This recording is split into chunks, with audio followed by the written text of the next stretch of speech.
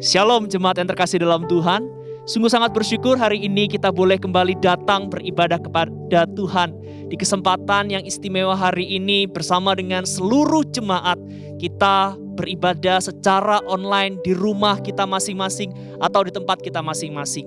Kesempatan ini adalah momen yang sangat istimewa bagi kita karena kita mengikuti kebaktian kenaikan Tuhan Yesus Kristus. Biarlah nama Tuhan dipermuliakan dan biarlah hidup kita juga boleh mengambil bagian mempermuliakan nama Tuhan di tengah-tengah kehidupan ini. Mari saudara yang terkasih dalam Tuhan, kita bersaat teduh sejenak mengawali kebaktian kenaikan Tuhan Yesus Kristus pada hari ini. Mari kita datang kepada Tuhan, mari kita meneduhkan hati kita di hadapan Tuhan kita.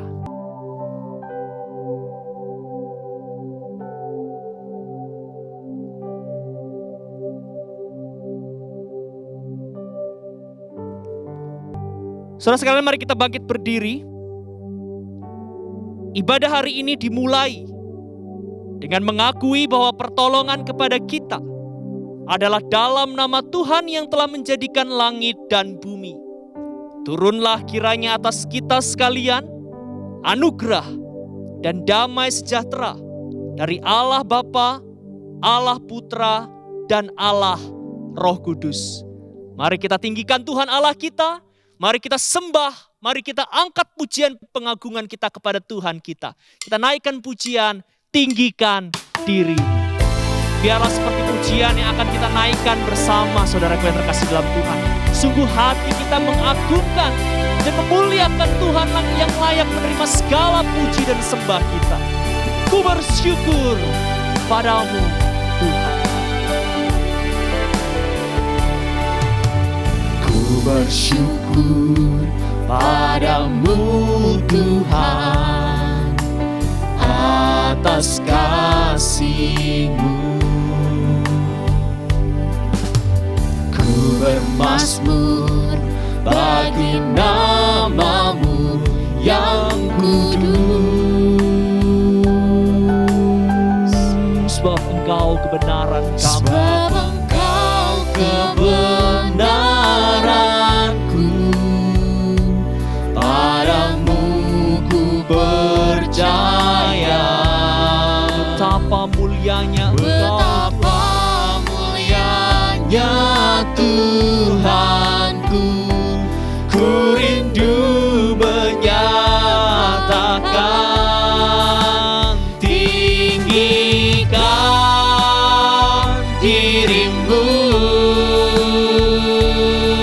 mengatasi langit, kebesaran-Mu Tuhan mengatasi bumi. Tinggikan dirimu mengatasi langit, kemuliaan-Mu Tuhan mengatasi bumi. sekali lagi dengan kesungguhan hati kita, mari kita bersyukur kepada Tuhan. Katakan, ku bersyukur. Ku bersyukur padamu Tuhan atas kasih-Mu. Ku bermazmur bagi nama-Mu yang kudus.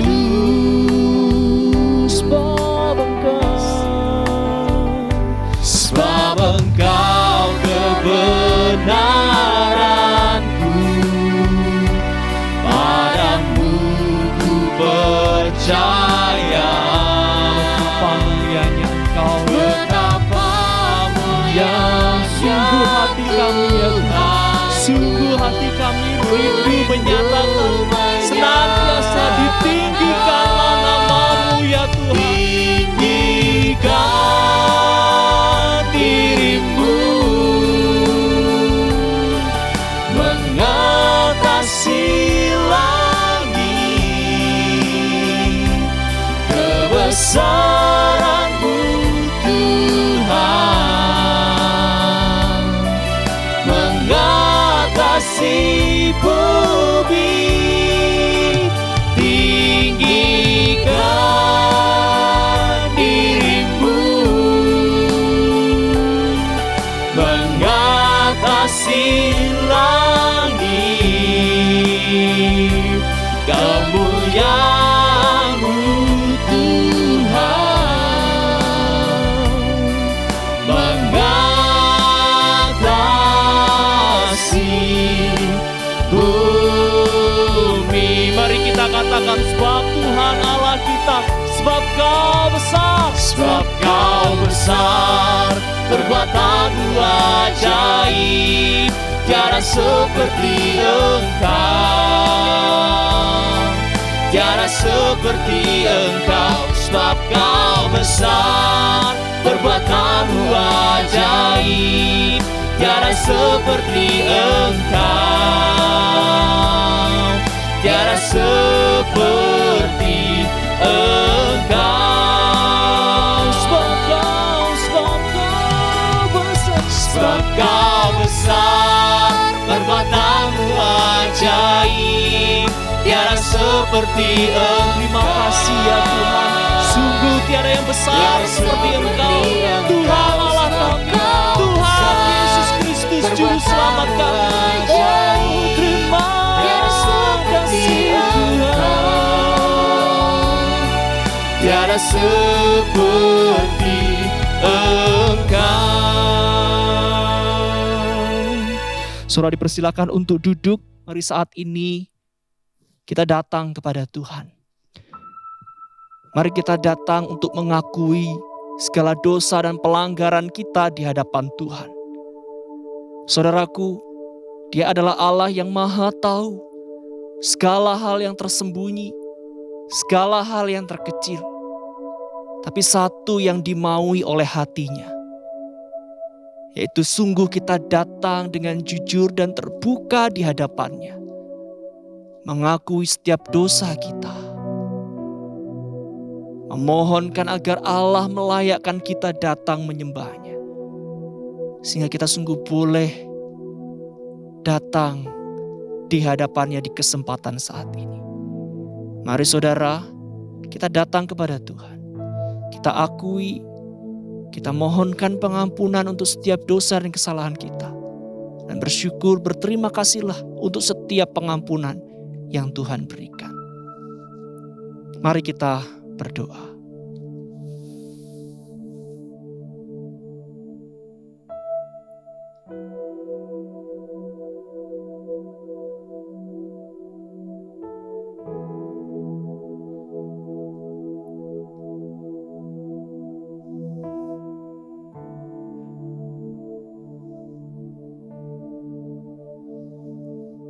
Tuhan, pada kesempatan ini kami datang di hadapan-Mu membawa segenap keberadaan diri kami ya Tuhan. Nah, sebagaimana Engkau mengetahui bahwa ketika kami membawa diri kami pun membawa sisi-sisi keberadaan dari diri kami yang tidak lepas dari kelemahan, salah, dan dosa. Ya Tuhan, ketika kami melihat ke belakang dalam waktu perjalanan yang telah kami jalani dan kami lalui, kami diikat oleh hawa nafsu keinginan daging kami. Kami dipimpin ke dalam hati yang mudah untuk marah, menyimpan kebencian dan bahkan dendam. Kami memiliki rancangan-rancangan yang jahat, pikiran-pikiran yang penuh dengan penipuan, yang bahkan secara sadar maupun sudah tidak lagi sadar kami melakukannya dalam kehidupan kami sehari-hari. Kami menipu orang-orang di sekitar kami. Tuhan, saat ini sungguh kami mengerti bahwa kami berdiri di hadapan Allah yang Maha Kudus. Oleh karena itu ya Tuhan, sungguh kami yang rindu datang mendekat kepada Tuhan, memohon pengampunan yang daripada Tuhan.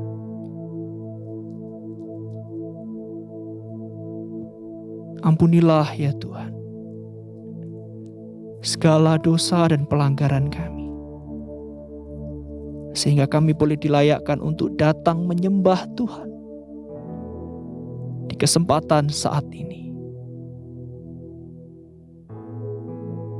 Kami berterima kasih ya Tuhan untuk segala pengampunan yang sudah Engkau berikan. Dan melalui Tuhan Yesus Kristus yang telah menanggung dosa kami dan mengampuni kami, kami dilayakkan, kami disucikan, dan kami dibenarkan. Terima kasih ya Tuhan, terima kasih. Terimalah ibadah dan penyembahan kami ini ya Tuhan. Biarlah nama-Mu ditinggikan dan dimuliakan. Melalui kesempatan kami boleh beribadah dan menyembah Engkau. Di dalam nama Tuhan kami Yesus Kristus kami bersyukur dan berdoa. Amin. Saudara yang terkasih dalam Tuhan, firman Tuhan hari ini dari Kisah Para Rasul pasal yang pertama ayat yang ke-11 menjadi bagian firman Tuhan yang akan kita baca bersama-sama. Firman Tuhan hari ini dari Kisah Para Rasul pasal 1 ayat yang ke-11 menjadi bagian firman Tuhan yang akan kita baca bersama-sama. Mari kita membacanya bersama-sama. 2, 3. Dan berkata kepada mereka, "Hai orang-orang Galilea, mengapakah kamu berdiri melihat ke langit? Yesus ini yang terangkat ke sorga meninggalkan kamu, akan datang kembali dengan cara yang sama seperti kamu melihat Dia naik ke sorga." Saudara, demikianlah Tuhan Yesus Kristus Tuhan kita. Dia adalah Allah berinkarnasi menjadi manusia yang menyatakan kemuliaannya sebagai Allah dengan bangkit dan naiknya Dia ke sorga. Mari kita angkat pujian sukacita surga. Dan sungguh hati kita bersyukur, bersukacita saudara, karena kita hidup di atas iman yang dari Allah yang menyelamatkan hidup kita. Mari kita angkat pujian dengan penuh sukacita. Sukacita surga. Cuma sukacita surga, itulah kekuatan bagi jiwa. Ku dapat rasakan kasih-Nya di tengah badai yang bergelora. Terima sukacita surga, itulah kekuatan bagi jiwa. Ku dapat saksikan kuasa-Nya, taklukkan badai yang bergelora. Haleluya, Kau ada dalam hatiku, takkan patah semangatku, takkan hilang kekuatanku. Haleluya. Haleluya, ku mau bersorak bagimu, sukacita surga nyata penuhiku. Sekali lagi mari kita angkat pujian dengan penuh bersukacita. Bersukacita karena sukacita sorga nyata penuhi kita. Terima sukacita surga, itulah kekuatan bagi jiwa. Ku dapat rasakan kasih-Nya di tengah badai yang bergelora. Terima sukacita surga, itulah kekuatan bagi jiwa. Ku dapat saksikan kuasa-Nya, taklukkan badai yang bergelora. Haleluya, Kau ada dalam hatiku, takkan patah semangatku, takkan hilang kekuatanku. Haleluya, ku mau bersorak bagimu, sukacita surga nyata penuhiku. lagi katakan haleluya. Haleluya, Kau ada dalam hatiku, takkan patah semangatku, takkan hilang kekuatanku. Haleluya, ku mau bersorak bagimu, sukacita surga nyata penuhiku, Sukacita surga nyata penuhiku. sukacita surga nyata penuhiku. Sekali lagi katakan sukacita surga nyata. Sukacita surga nyata penuhiku. Biarlah segala hormat pujian bagi Tuhan Allah kita. Saudara, mari kita saat ini bangkit berdiri. Kita akan menyatakan amanat agung yang telah Tuhan berikan kepada kita. Amanat agung. Yesus berkata, "Kepadaku telah diberikan segala kuasa di sorga dan di bumi. Karena itu pergilah, jadikanlah semua bangsa muridku, dan baptislah mereka dalam nama Bapa dan Anak dan Roh Kudus. Dan ajarlah mereka melakukan segala sesuatu yang telah kuperintahkan kepadamu. Dan ketahuilah, aku menyertai kamu senantiasa sampai kepada akhir zaman." Saudara, dipersilakan untuk duduk kembali. Mari saat ini kita mempersiapkan persembahan yang terbaik yang bisa kita berikan kepada Tuhan di kesempatan saat ini. Biarlah segala yang telah kita berikan menjadi respon syukur kita atas pemeliharaan yang Tuhan berikan. Mari kita berterima kasih kepada Tuhan untuk segala berkat-Nya. Dan mari kita mengembalikan berkat yang dari Tuhan itu dalam respon persembahan kita. Yang terbaik kita berikan bagi Tuhan. Sambil kita memberikan persembahan, mari kita naikkan pujian terima kasih Tuhan.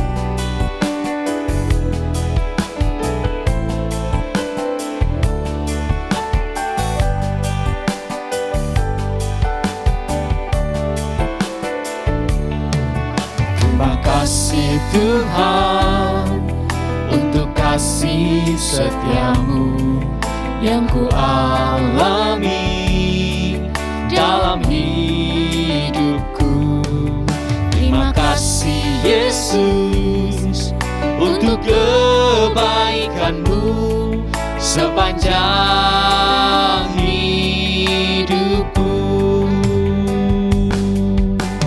Terima kasih Yesusku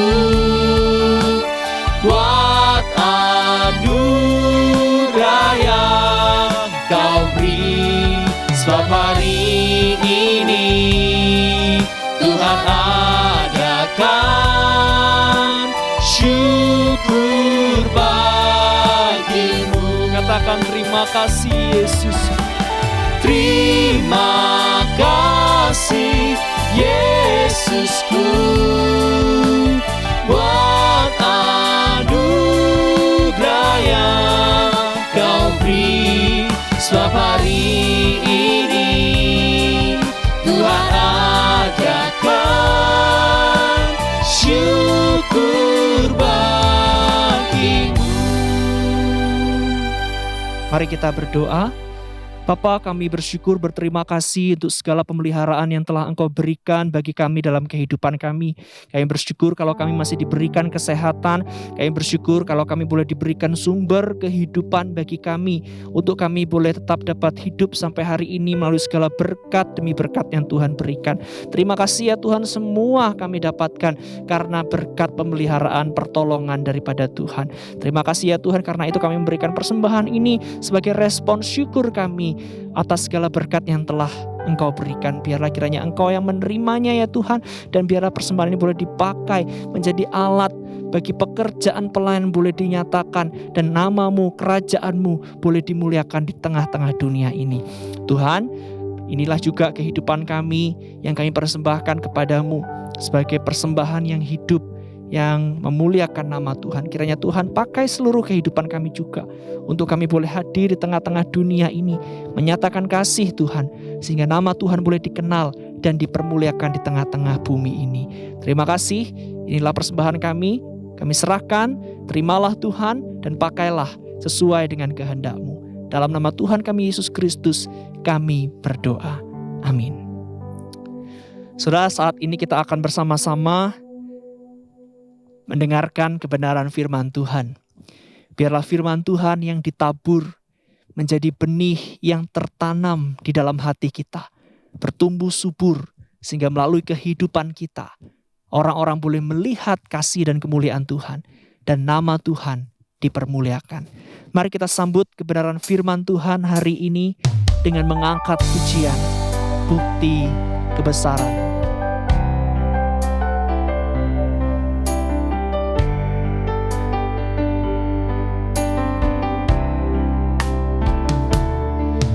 Tuhan, Kau sempurna dalam rencana-Mu dan karya-Mu. Ku serahkan hidupku, murnikan dengan Roh-Mu. Tuhan, Kau sempurna dalam rencana-Mu dan karya-Mu. Ku serahkan hidupku, murnikan dengan Roh-Mu.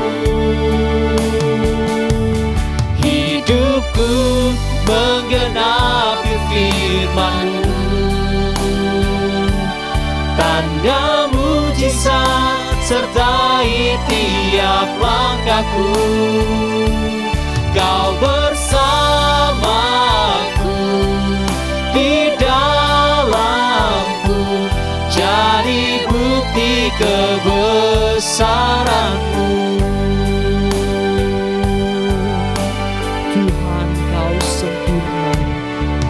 Tuhan, Kau sempurna. Sungguh Kau sempurna ya Tuhan.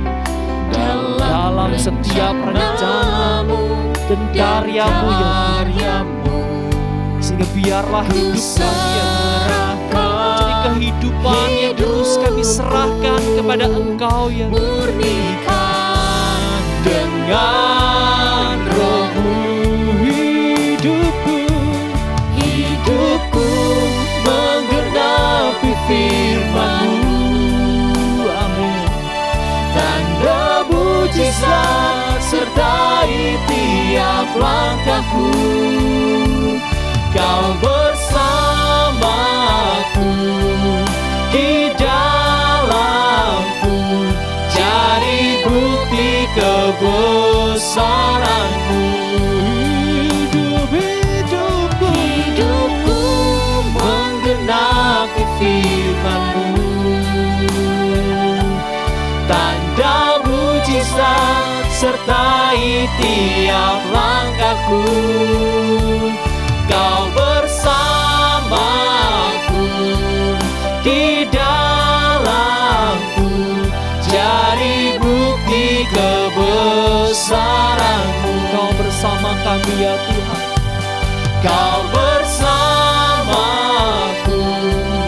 di dalamku, jadi bukti kebesaran-Mu.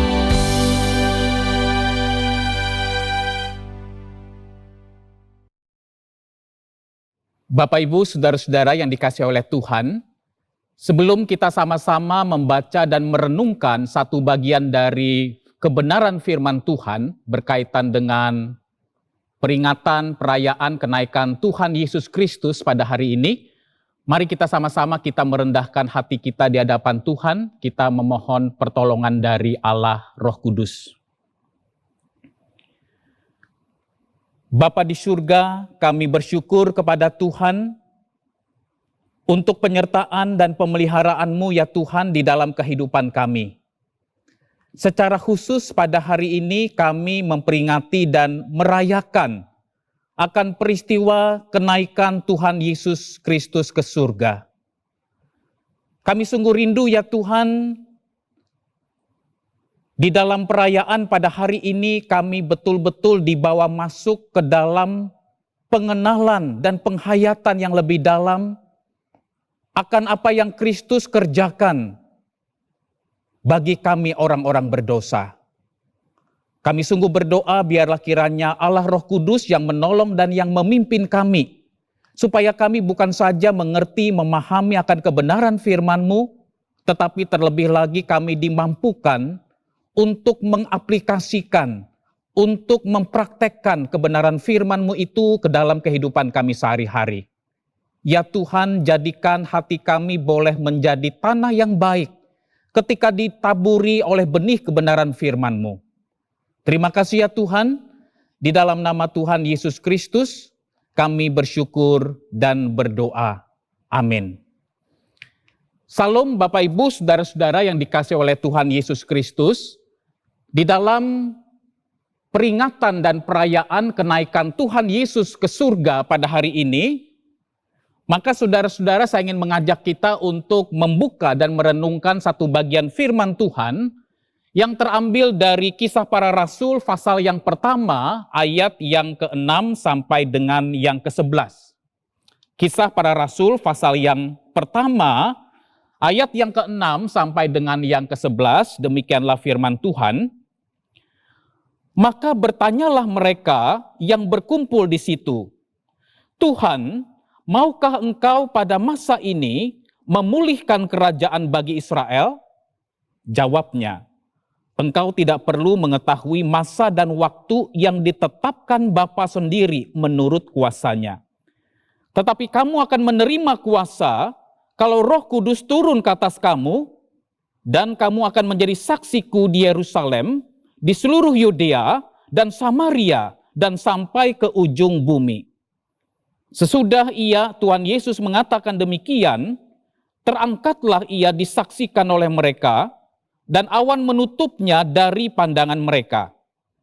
Ketika mereka sedang menatap ke langit, waktu ia naik itu, tiba-tiba berdirilah dua orang yang berpakaian putih dekat mereka, dan berkata kepada mereka, Hai orang-orang Galilea, mengapakah kamu berdiri melihat ke langit? Yesus ini yang terangkat ke sorga, meninggalkan kamu, akan datang kembali dengan cara yang sama seperti kamu melihat dia naik ke surga. Bapak Ibu saudara-saudara yang dikasihi oleh Tuhan, seorang teolog dan pengajar Kristen yang terkenal saudara yang bernama Dr. R.C. Sproul di dalam salah satu bukunya dia mengatakan seperti ini. Kebanyakan gereja-gereja Protestan itu kurang memberikan perhatian yang serius terhadap peristiwa kenaikan Kristus ke sorga dan terhadap peristiwa Pentakosta, yaitu pencurahan Roh Kudus yang menandai berdirinya gereja Tuhan di atas muka bumi ini.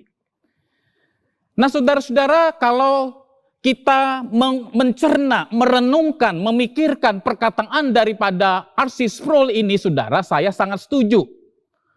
Kebanyakan orang-orang Kristen dan kebanyakan gereja itu hanya berfokus kepada peristiwa Natal, yaitu kelahiran Kristus, kemudian berfokus kepada kematian dan kebangkitan Kristus. Itulah sebabnya saudara, kita akan sering sekali pada saat Natal, pada saat Jumat Agung, pada saat Paskah, kita mendapatkan ucapan selamat Natal, ucapan selamat Jumat Agung, ucapan selamat Paskah yang kebanyakan dikirim lewat WhatsApp. Tetapi saudara, mungkin kita akan jarang sekali menerima ucapan selamat.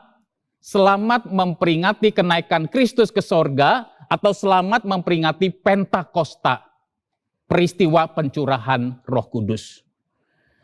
Nah saudara-saudara yang dikasihi oleh Tuhan, bahkan kalau kita melihat saudara, tidak semua negara di dunia ini pada saat peristiwa kenaikan Tuhan Yesus ke sorga itu menjadi sebuah peristiwa keagamaan yang dijadikan sebuah libur nasional.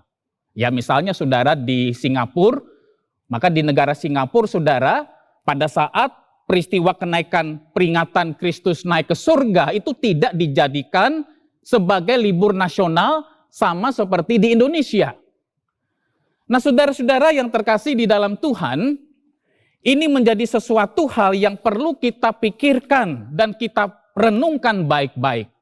Itulah sebabnya saudara, tidak sedikit orang-orang Kristen ketika perayaan Natal, ketika perayaan Jumat Agung dan Paskah, mereka harus merasa perlu beribadah. Baik itu mungkin beribadah secara onsite atau online di dalam masa pandemi ini. Tetapi mungkin tidak banyak orang yang mengingat peristiwa kenaikan Kristus. Dan mungkin tidak banyak orang Kristen yang merasa perlu untuk mengikuti ibadah yang difasilitasi oleh gereja untuk menghadiri dan mengingat akan peristiwa kenaikan Kristus ini. Padahal saudara, kita mengetahui bahwa peristiwa kenaikan Kristus ke sorga itu adalah salah satu peristiwa yang penting di dalam kehidupan umat percaya yang harus kita ingat dan harus kita renungkan. Nah, saudara-saudara, salah satu makna penting daripada peristiwa kenaikan Kristus Yesus ke sorga adalah hal itu menandai bahwa Yesus Kristus sudah menyelesaikan misi Bapa. Yesus Kristus sudah menyelesaikan tugas yang diberikan oleh Bapa kepada dia, yaitu mati menderita di atas kayu salib untuk menebus orang berdosa. Saudara-saudara, saya membayangkan dan mengilustrasikan saudara, kenaikan Yesus Kristus itu adalah sama seperti peristiwa wisuda.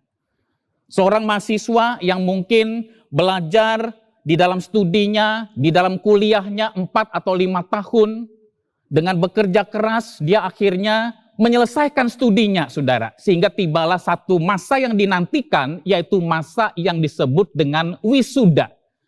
Mahasiswa ini dianggap sudah berhasil, sudah menyelesaikan semua tugas-tugas kuliah, persyaratan-persyaratan yang ada dengan baik, sehingga dia layak untuk mendapatkan gelar sarjana.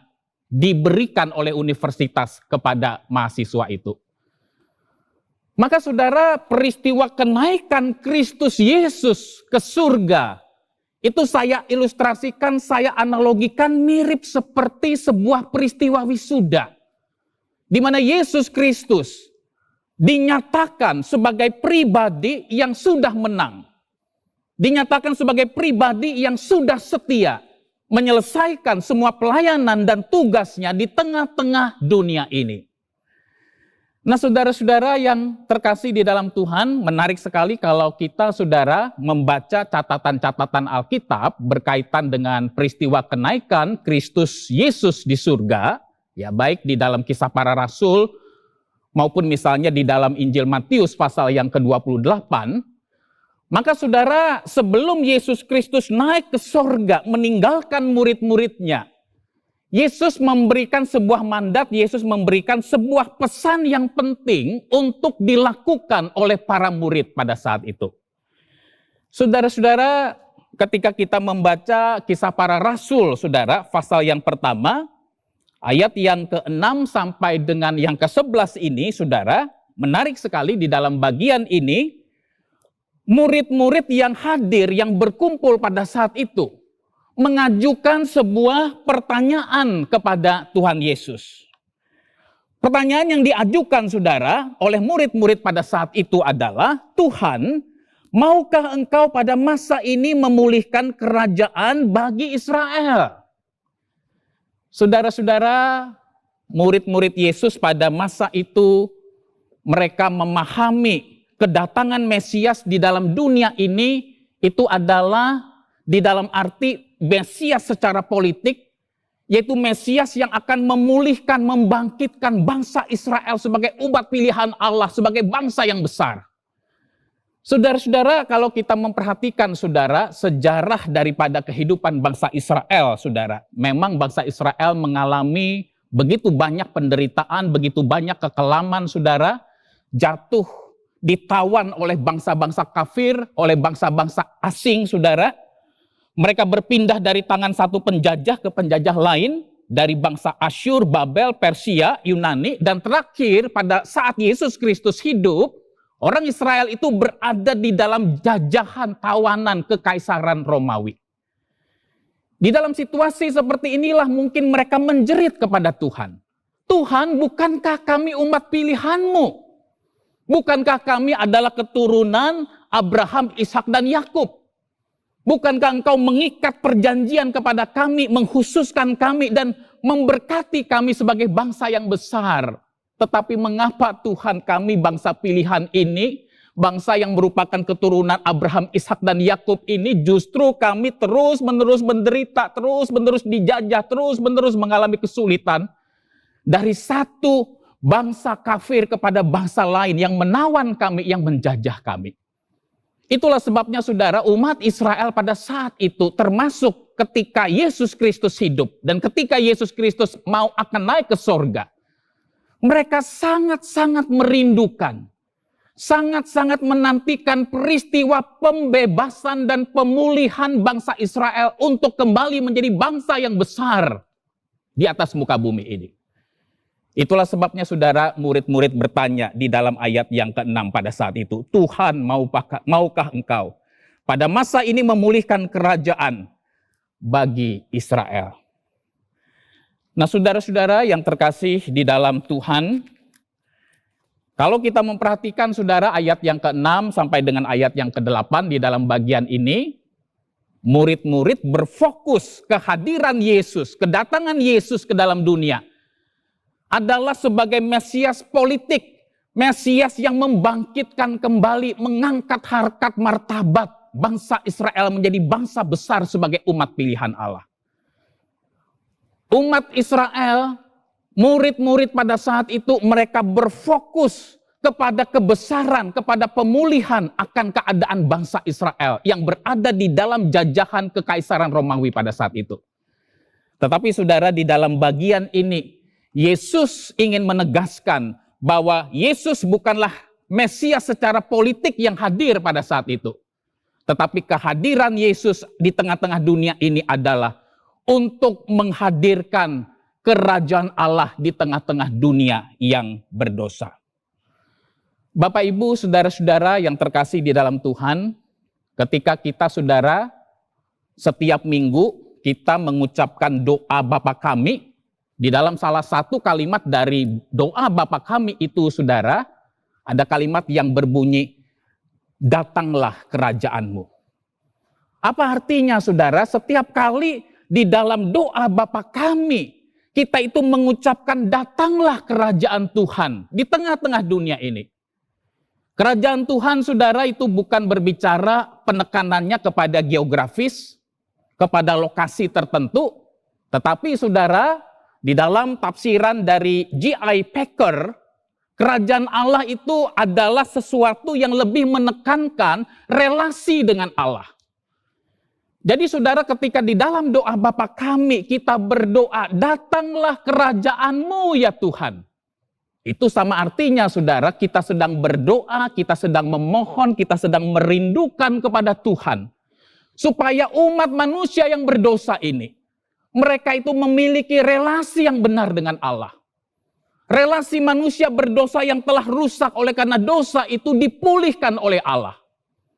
Saudara-saudara yang terkasih di dalam Tuhan, itulah yang dimaksudkan dengan Yesus menghadirkan kerajaan Allah di atas dunia ini. Yaitu apa? Membawa umat manusia yang berdosa, yang telah meninggalkan Tuhan, yang telah jauh daripada Tuhan, untuk kembali memiliki relasi yang benar dengan Allah. Bapak, Ibu, saudara-saudara yang terkasih di dalam Tuhan, di dalam ayat yang ke-8 di dalam Kisah Para Rasul ini, saudara, Tuhan Yesus berkata demikian. Tetapi kamu akan menerima kuasa kalau Roh Kudus turun ke atas kamu, dan kamu akan menjadi saksiku di Yerusalem dan di seluruh Yudea dan Samaria, dan sampai ke ujung bumi. Saudara-saudara, sebelum Yesus Kristus naik ke sorga, Yesus memberikan sebuah mandat, Yesus memberikan sebuah pesan wasiat yang sangat penting kepada murid-muridnya untuk dilakukan oleh murid-muridnya. Yaitu apa? Yaitu supaya mereka menjadi saksi Kristus. Jadi saudara-saudara yang terkasih di dalam Tuhan, sebagai umat percaya saudara, kita ini dipanggil untuk menghadirkan kerajaan Allah di tengah-tengah dunia yang berdosa ini. Maksudnya apa? Yaitu melalui kehidupanku dan kehidupanmu yang sudah ditebus, yang sudah diselamatkan oleh Tuhan, maka kita dipanggil menjadi agen-agen Allah untuk mewartakan kasih karunia. Untuk membawa umat manusia kembali kepada Tuhan melalui Injil Kristus. Dan itulah panggilan Tuhan di dalam kehidupan kita. Nah saudara-saudara, apa artinya saudara menjadi saksi Kristus yang dimaksudkan di dalam ayat yang ke-8 ini? Saya ingin menjelaskan hal ini secara sederhana saudara. Di dalam sebuah pengadilan saudara biasanya ada seorang saksi. Ya, tugas daripada saksi di pengadilan itu adalah dia disumpah untuk berkata jujur, berkata apa adanya, tidak boleh mengarang-arang cerita apalagi berbohong. Jadi dia hanya menyampaikan apa yang dia tahu, apa yang dia alami, apa yang dia lihat tentang sebuah peristiwa. Nah saudara-saudara, seorang saksi di dalam sebuah pengadilan tidak boleh mengarang-arang cerita, menambah-nambahi, membumbu-bumbui, atau saudara menceritakan hal-hal yang sebenarnya dia tidak tahu, dia tidak lihat, dan dia tidak alami. Maka demikian juga saudara, ketika di dalam ayat yang ke-8 ini, Tuhan Yesus memberikan perintah kepada murid-muridnya, termasuk juga kepada engkau dan saya, untuk kita menjadi saksi Kristus. Itu berarti saudara, bahwa kita ini dipanggil untuk menceritakan, memberitahukan kepada orang lain pengalaman pribadi kita bersama dengan Kristus. Apa yang kita lihat, apa yang kita rasakan, apa yang kita alami ketika kita percaya dan beriman kepada Kristus, itulah yang kita bagikan, kita sharingkan, kita ceritakan kepada orang lain. Dengan harapan apa saudara? Dengan harapan orang yang mendengarkan kesaksian kita itu, mereka mengalami pemulihan relasi mereka dengan Allah. Saudara-saudara, ketika kita bersaksi menceritakan tentang Yesus Kristus, apa yang kita lihat, apa yang kita rasakan, apa yang kita alami sebagai orang yang beriman, yang percaya kepada Kristus. Maka di dalam kesaksian kita itu saudara, kita bukan menceritakan kehebatan kita, keunggulan kita, kebaikan diri kita, bukan itu saudara yang menjadi fokusnya. Tetapi ketika kita saudara dipanggil menjadi saksi Kristus, bersaksi tentang Kristus, maka yang menjadi fokus kita adalah kebaikan Allah, anugerah Allah di dalam Kristus yang memanggil kita untuk datang kembali kepadanya. Saudara-saudara yang terkasih di dalam Tuhan, menjadi saksi Kristus saudara itu bukan hanya kita menceritakan atau men-sharingkan, mewartakan siapa Kristus itu kepada orang lain melalui perkataan kita secara verbal. Tetapi saudara, menjadi saksi Kristus itu juga bukan hanya melalui perkataan bibir kita, tetapi melalui sikap hidup kita, melalui tingkah laku kita sehari-hari. Kita itu menyaksikan kepada orang lain bagaimana Kristus yang mengubah hidup kita, yang memimpin kita untuk menjadi manusia yang berkenan di hadapan Tuhan.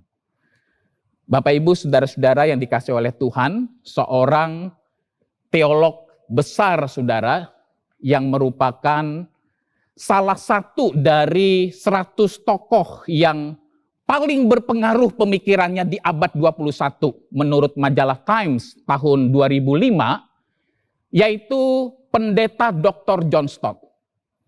Pendeta Dr. John Stott itu saudara di dalam salah satu bukunya dia mengatakan seperti ini. Yang menjadi tantangan, hambatan yang terbesar di dalam penginjilan. Bukan masalah cara, bukan masalah metode. Bukan berarti saudara metode atau cara penginjilan itu hal yang tidak penting, bukan itu maksud John Stott. Tetapi hambatan, tantangan yang terbesar dalam penginjilan itu bukan masalah metode, bukan masalah cara. Tetapi hambatan yang terbesar dalam penginjilan adalah hidup kita tidak serupa dengan Yesus Kristus yang kita kabarkan. Saudara-saudara, ini tidak berarti saudara ketika kita mewartakan Injil, ketika kita membagikan pengalaman hidup kita di dalam Kristus kepada orang-orang yang belum percaya, kita harus menjadi orang yang sempurna dulu, karena memang tidak ada manusia yang sempurna di atas muka bumi ini. Tetapi saudara, orang-orang yang belum percaya kepada Kristus, mereka akan melihat diri kita, integritas hidup kita, konsistensi antara apa yang kita katakan dengan apa yang kita lakukan. Apakah kita orang yang punya integritas? Apakah apa yang kita katakan dengan apa yang kita lakukan itu selaras dan seia sekata, saudara? Ataukah hidup kita dan perkataan kita itu ada gap yang sangat besar? Kelihatannya di mulut kita begitu mengasihi orang, kelihatannya di mulut kita mengajarkan kebaikan, cinta kasih, seolah-olah di mulut kita ini adalah orang yang mengasihi Tuhan, orang yang cinta Tuhan. Tetapi di dalam praktek hidup, keseharian, hidup kita tidak menjadi berkat, hidup kita menjadi batu sandungan, kita tidak menjalankan fungsi kita sebagai garam dan terang. Sehingga saudara, orang melihat ada kesenjangan yang besar antara perkataan kita dengan perbuatan kita. Bapak Ibu, saudara-saudara yang dikasihi oleh Tuhan, seorang misionaris di India, saudara, yang bernama Pendeta Stanley Jones, pernah mengajukan sebuah pertanyaan kepada Mahatma Gandhi. Pendeta Stanley Jones itu bertanya seperti ini kepada Mahatma Gandhi. Mahatma Gandhi, kamu itu adalah orang yang sangat mengagumi Yesus Kristus. Sebelum kamu melayani orang-orang miskin di India, sebelum kamu melayani orang-orang kusta, orang-orang yang terbuang di India, kamu selalu membaca khotbah Tuhan Yesus di bukit. Matius pasal yang ke-5 sampai dengan Matius pasal yang ke-7. Kamu begitu mengagumi Yesus Kristus. Tetapi mengapa Mahatma Gandhi sampai dengan sekarang, sampai dengan detik ini, kamu tidak pernah memutuskan menjadi orang Kristen? Apakah kamu menolak Kristus dalam hidupmu? Saudara-saudara, ketika mendengar pertanyaan dari misionaris di India, Pendeta Stanley Jones ini, Mahatma Gandhi menjawab seperti ini. Saya tidak pernah menolak Kristus di dalam hidup saya. Saya suka dengan Kristusmu, tetapi saya tidak suka dengan orang-orang Kristenmu. Karena orang-orang Kristenmu hidupnya terlalu jauh dari Kristusmu. Seandainya saja orang-orang Kristen yang ada di India pada saat ini hidup seperti Kristus hidup, maka seluruh tanah India sudah menjadi Kristen hari ini. Saudara-saudara, ketika saya membaca biografi daripada Mahatma Gandhi ini, dia adalah seorang pejuang anti kekerasan, memperjuangkan perdamaian di dalam dunia, saudara. Ini menjadi sebuah peringatan kepada diri saya sebagai seorang rohaniwan, sebagai seorang hamba Tuhan. Apakah banyak orang tidak tertarik kepada kekristenan itu disebabkan oleh karena hidup saya itu tidak menjadi berkat, tidak menjalankan fungsi sebagai garam dan terang di tengah-tengah dunia ini. Saudara-saudara, kalau kita membaca biografi daripada Mahatma Gandhi, saudara, memang pada saat itu kita mengetahui, saudara, Mahatma Gandhi itu adalah sangat mengagumi figur Yesus Kristus. Bagi Mahatma Gandhi, pengajaran Yesus Kristus itu adalah pengajaran yang moralnya sangat tinggi. Dia sangat suka, dia sangat terinspirasi, dipengaruhi oleh khotbah Tuhan Yesus di bukit. Bahkan Mahatma Gandhi sekalipun dia adalah seorang Hindu yang orang India pada saat itu, dia sangat mengagumi Yesus Kristus. Tetapi saudara, sekalipun Mahatma Gandhi sangat mengagumi figur sosok Yesus Kristus, dia tidak pernah memutuskan diri untuk dibaptis dan menjadi orang Kristen. Kenapa, saudara? Oleh karena seperti yang dikatakannya tadi, bahwa dia mengalami kekecewaan dan kepahitan dengan orang-orang Kristen pada saat itu. Memang, saudara, kalau kita mempelajari sejarah pada saat itu, India itu adalah dijajah oleh orang-orang Inggris yang mayoritas beragama Kristen dan kulit putih, saudara. Dan pada saat itu terjadi diskriminasi rasial, di mana orang-orang kulit putih mendiskriminasi, merendahkan orang-orang yang berkulit hitam. Dan Mahatma Gandhi itu termasuk orang yang berkulit hitam. Sehingga saudara, ketika Mahatma Gandhi melihat orang-orang Kristen yang mayoritas itu adalah mereka yang melakukan diskriminasi terhadap orang-orang kulit hitam, Mahatma Gandhi sampai kepada kesimpulan seperti ini. Ajaran Kristus sangat tinggi. Ajaran Kristus begitu luhur, begitu luar biasa. Tetapi orang-orang Kristen yang mengaku diri sebagai pengikutnya tidak sungguh-sungguh menghidupi ajaran Yesus Kristus. Bapak, Ibu, saudara-saudara yang terkasih di dalam Tuhan, kalau kita juga saudara memperhatikan sejarah kekristenan mula-mula dari abad 1 sampai dengan abad yang keempat, saudara. Di situ kita melihat orang-orang Kristen yang hidup di abad 1 sampai dengan yang keempat itu mereka berada di dalam penyiksaan, penganiayaan oleh iman mereka kepada Kristus. Khususnya saudara ketika masa pemerintahan dari Kaisar Roma. Begitu banyak kaisar-kaisar Roma pada saat itu yang berusaha untuk menghancurkan, yang berusaha untuk melenyapkan kekristenan pada saat itu. Tetapi saudara, sampai akhirnya dari sekian banyak kaisar-kaisar Roma pada saat itu, ada salah satu kaisar Roma yang bernama Kaisar Konstantin Agung, yang bertobat dan akhirnya percaya kepada Kristus dan menjadi orang Kristen. Nah, saudara-saudara, di dalam catatan sejarah ketika Kaisar Konstantin Agung ini, saudara, bertobat menjadi orang Kristen, maka di tahun 325 Kaisar Konstantin itu memfasilitasi diadakan sebuah sidang raya yang disebut dengan Konsili Nisea yang pertama. Nah, saudara-saudara, Konsili Nisea yang pertama ini adalah bertujuan untuk membahas pada saat itu muncul bidat atau ajaran sesat Arius yang mengatakan bahwa Yesus itu bukan Allah, tetapi Yesus itu adalah ciptaan. Itulah sebabnya gereja-gereja pada saat itu, saudara, berkumpul untuk membicarakan bagaimana sikap gereja terhadap bidat atau ajaran sesat ini. Nah, saudara-saudara, kita harus memahami pada saat itu, saudara, di tahun 300-an itu, Kekaisaran Romawi itu memiliki kekuasaan yang sangat besar. Hampir seluruh dunia pada saat itu berada di dalam wilayah kekuasaan Kekaisaran Romawi. Itulah sebabnya, saudara, pada saat itu berkumpullah pemimpin-pemimpin gereja dari berbagai macam wilayah.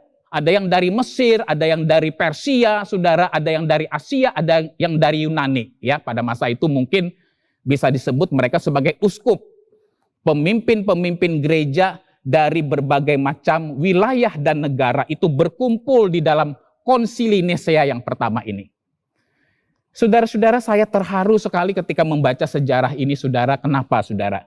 Karena dikatakan di dalam catatan sejarah, para pemimpin yang berkumpul pada saat itu ada 318 orang. Atau 318 uskup kita sebut seperti itu. Dan dari 318 orang itu, saudara, ada 306 yang mengalami cacat tubuh. Kenapa, saudara, mereka mengalami cacat tubuh? Bukan oleh karena mereka lahir di dalam kondisi cacat, bukan oleh karena mereka cacat karena mengalami kecelakaan, saudara, tidak. Tapi orang-orang ini cacat oleh karena apa? Oleh karena mereka mengalami penganiayaan, oleh karena iman mereka kepada Kristus. Saudara-saudara, ada di antara mereka yang kehilangan tangannya, ada yang kehilangan kakinya, ada yang buta, saudara, ada yang di dalam tubuh mereka ini kelihatan bekas luka-luka, cambukan, sehingga kalau dilihat dari luar mereka kelihatan seperti orang cacat. Itu ada 306 dari 318 yang hadir. Luka-luka tubuh di dalam diri mereka itu menandai akan penderitaan yang mereka alami oleh karena iman mereka kepada Kristus. Dan hanya 12 orang saja, saudara, yang normal. Dalam arti di dalam tubuh mereka itu tidak ada luka, tidak ada bekas sayatan atau kekerasan, penganiayaan oleh karena iman mereka. Saudara-saudara, ketika saya membaca catatan sejarah ini, betapa tidak mudah menjadi orang Kristen yang hidup di abad 1 sampai dengan abad yang keempat. Menjadi orang Kristen pada masa saat itu artinya apa? Rela mati, rela dipenggal, rela dianiaya, rela disiksa oleh karena iman kepada Kristus. Saya membayangkan saudara dengan kekristenan yang kita alami pada saat ini. Sekalipun kita tahu saudara mungkin tidak sempurna apa yang kita alami. Tapi apa yang kita alami sebagai orang Kristen, khususnya di dalam konteks Indonesia ini, jauh lebih nyaman, jauh lebih indah, jauh lebih mudah menjadi orang Kristen di dalam situasi seperti ini. Jika dibandingkan dengan orang-orang Kristen yang hidup di abad 1 sampai dengan abad yang keempat. Bapak, Ibu, saudara-saudara yang terkasih di dalam Tuhan, menjadi saksi Kristus, saudara, membutuhkan pengalaman pribadi dengan Kristus dan penyertaan dengan kuasa Roh Kudus. Dua hal ini adalah dua hal yang sangat penting. Kalau kita tidak punya pengalaman pribadi bersama dengan Kristus, kalau kita tidak punya pengalaman dengan Kristus yang mengubahkan hati kita, yang mengubahkan hidup kita, apa yang bisa kita sharingkan, apa yang bisa kita bagikan kepada orang lain? Nggak ada, saudara. Kita hanya bisa menjadi saksi Kristus ketika kita terlebih dahulu mengalami siapa Kristus di dalam hidup kita. Kristus yang mengubahkan hidup kita.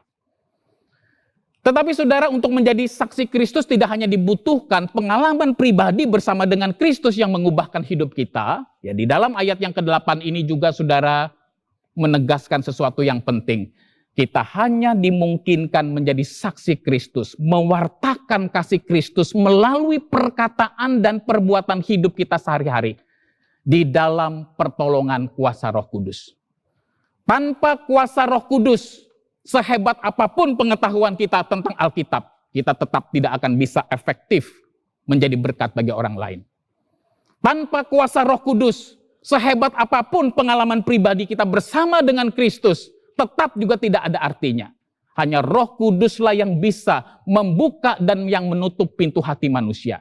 Itulah sebabnya dua hal ini harus selalu kita ingat baik-baik, kita renungkan baik-baik, kita butuhkan dalam hidup ini untuk menjadi saksi Kristus. Yaitu apa?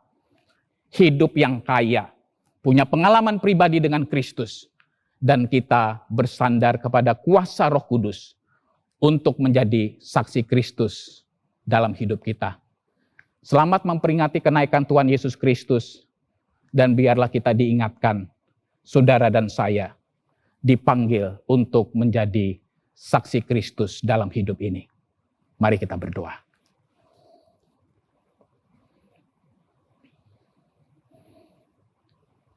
Bapa di surga, terima kasih ya Tuhan untuk kebenaran firman-Mu yang Tuhan singkapkan dan yang Tuhan bukakan bagi kami.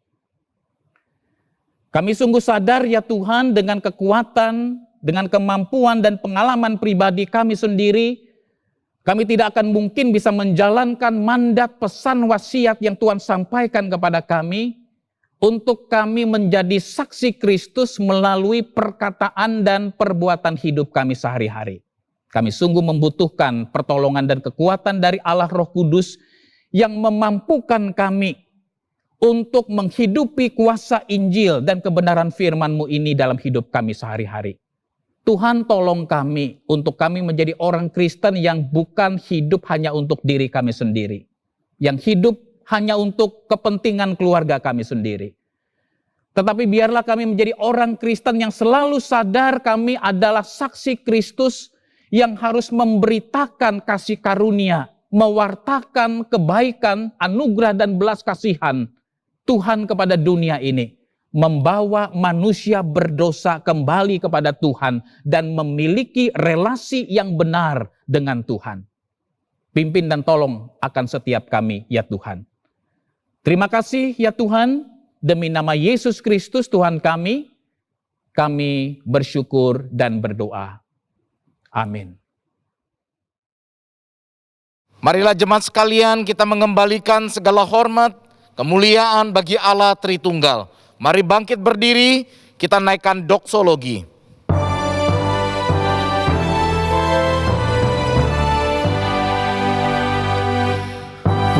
Puji Allah Bapa Putra, puji Allah Roh Kudus, ketiganya yang esa. Oh, selamat sumber berkat. Amin.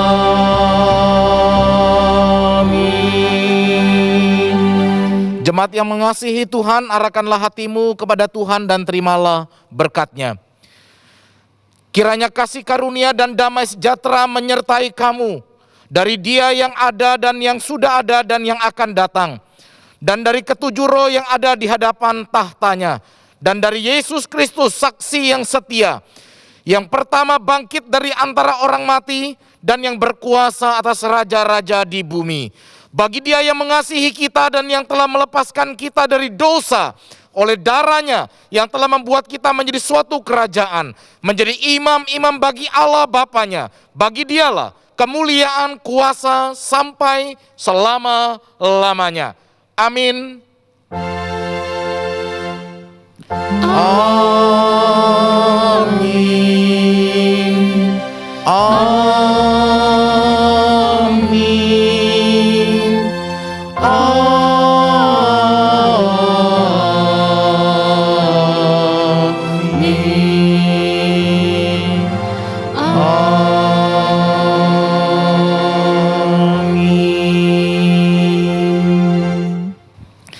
Silakan duduk Bapak Ibu Saudara yang terkasih di dalam Tuhan. Suasana liburan sudah sangat terasa, tetapi oleh karena kondisi yang belum kondusif, pemerintah berharap dan mengharapkan kita semua masyarakat Indonesia untuk boleh ambil bagian di dalam upaya maksimal untuk mencegah penularan COVID-19 yang mutasinya semakin hari semakin cepat. Sebab itu Bapak Ibu Saudara yang terkasih di dalam Tuhan, sebagai orang-orang Kristen, orang-orang yang sudah diberikan hidup yang baru oleh Tuhan, biarlah kita terpanggil untuk boleh merawat kehidupan itu dan berupaya menjaga supaya penularan itu tidak semakin masif terjadi. Bapak Ibu, walaupun suasana sedang liburan, mari kita tetap boleh mengupayakan menjaga protokol kesehatan dengan sebaik-baiknya. Jikalau Bapak Ibu harus terpaksa berpergian, ingatlah menggunakan dan memakai masker dan menjalankan protokol kesehatan. Bapak Ibu Saudara yang terkasih di dalam Tuhan, biarlah melalui gaya hidup kita itu menjadi kesaksian bahwa kita menghargai kehidupan yang Tuhan karuniakan kepada setiap kita. Doa dan harapan kami seluruh hamba-hamba Tuhan, kiranya berkat, penghiburan, damai sejahtera yang daripada Tuhan itu terus menjaga, memberikan kekuatan kepada Bapak Ibu Saudara sekalian di tengah-tengah kondisi yang belum kondusif ini. Tuhan Yesus memberkati Bapak Ibu Saudara sekalian.